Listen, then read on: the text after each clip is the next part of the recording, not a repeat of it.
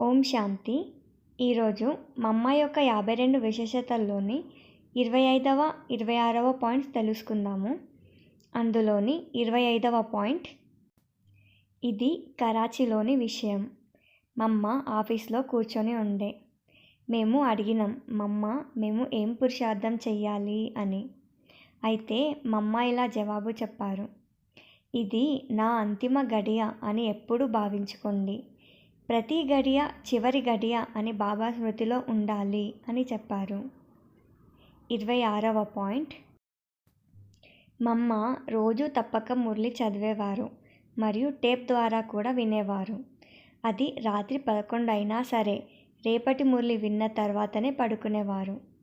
మమ్మ తన కర్తవ్యంలో ఎంత పక్కగా ఉండేవారో అంతే పక్కగా ఈశ్వరీయ చదువులో కూడా ఉండేవారు.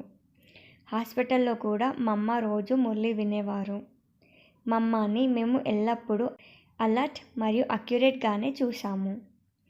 మమ్మ కళ్ళు అలసిపోయినట్టు మేమెప్పుడూ చూడలేదు. ఎల్లప్పుడూ మమ్మ నయనాలు బాబా స్మృతిలో నిమగ్నమైనట్లే చూసాము. మమ్మలో ఎంత నమ్రత ఉండేదంటే, బాబా ఎప్పుడైతే మాత్ పితాకో యాద్ ప్యార్ మరియు నమస్తే అన్నప్పుడు మమ్మ తనని తాను మమ్మ అని అనుకోకపోయేవారు. పైకి ఇషారా ఇస్తూ ఆ మాత్ పితా యాద్ ప్యార్ అని చెప్పేవారు. మమ్మ కేవలం బాధ్యత నిర్వహించే సమయంలో మరియు పాలన ఇచ్చే సమయంలో తనని తాను మాతగా భావిస్తారు. అంటే మమ్మ మాత అనే పదవిని స్వీకరించలేదు, కానీ మాత యొక్క కర్తవ్యాన్ని స్వీకారం చేసి పూర్తిగా నిర్వహించేవారు.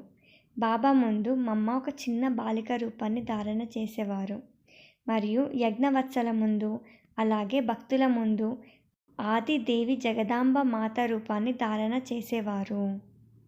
ఓం శాంతి.